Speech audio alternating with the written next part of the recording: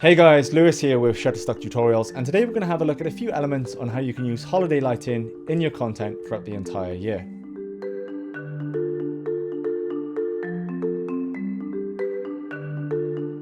So it's come to the first week of a new year.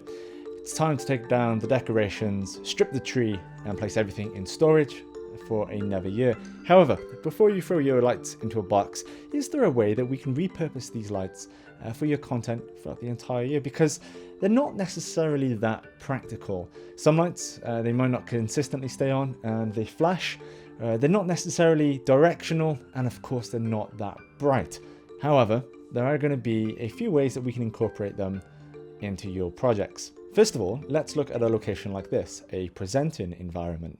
In one of my first tutorials for the channel, we looked at using tungsten lighting in a daylight balance scene to create compositional depth, rather than giving us that depth which is being created with the indifference of the colour bands. However, with holiday lights, especially the spherical kind, you're going to be able to mimic the same effect of creating compositional depth, and if you open the aperture wide, you're going to create some interesting bokeh and just have an aesthetically pleasing image. Now I know some might be thinking, well Lewis, I don't necessarily have the space to set up a backdrop with tree lights, is there anything else I can do? Well, if you're presenting, perhaps in front of the camera, at your laptop or in your bedroom, you can look at using something like this. These are called fairy lights. Hey guys, Lewis here, and today we're going to review the Folio Society edition of American Gods. Okay, so this kind of content is very prevalent on YouTube, right? People just having discussions or reviewing something from their living room, their study, their bedroom. And as I'm doing right now, I think people know the basics of light. And if you sit in front of a window, the lights are going to be evenly spread. It's going to be somewhat aesthetically pleasing. However, if you start to think, do you know what, my background, it's just not that interesting and I want to do more with it, but I can't afford film lighting, well then very simply, we're just going to take holiday lights and position them in the background. I was acting as a book reviewer, and I have a bookshelf behind me, and if I just turn on my already placed holiday lights, when we jump back into focus, the lights should now be aesthetically pleasing with a wide aperture, have some nice bokeh, and just make that background slightly more interesting than it was a few seconds ago. However, these lights are also useful for adding that extra bit of detail to the background in narrative pieces for what would otherwise be boring shots. I've used these lights in a music video and a short film monologue, which you can find on my channel Ugly McGregor, and of course they can only really be used in a suggestive manner. It's going to look silly if it's added to every background shot, but for a bedroom or a child room it does look natural. Because these lights are incredibly small, compact and powered by batteries, also think about how you can use them in small spaces to create an interesting effect. A few years ago I was working on this indie project. We placed some holiday lights in a small box with some atmospheric spray, and it was able to create an interesting fantasy effect.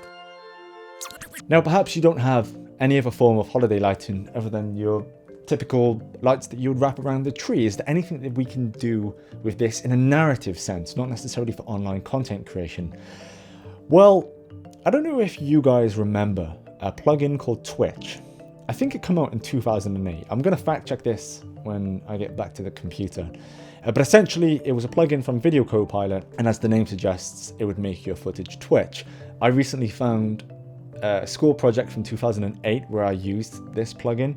I think everyone back then just used to use it, ram everything back up to 100 and just have your footage freak out.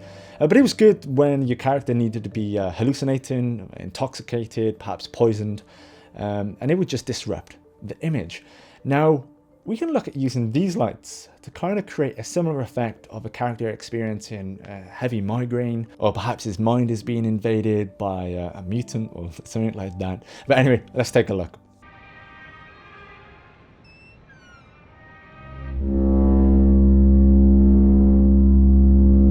Using the lights in their flashing setting, I was able to introduce the Twitch-like element, but within a practical environment, which will shine the appropriate light casts to the correct area.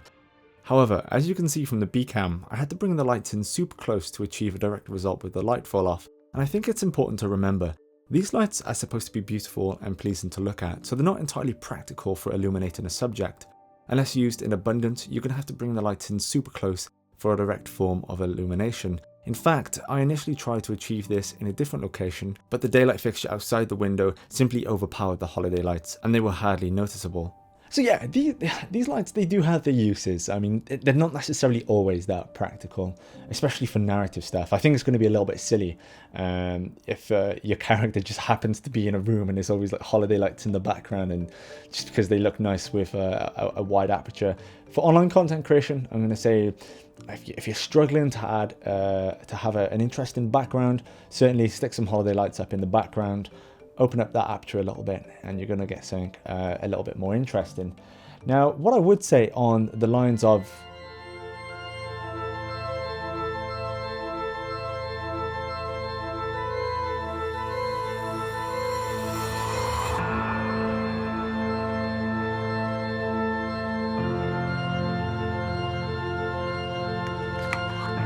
fairy lights.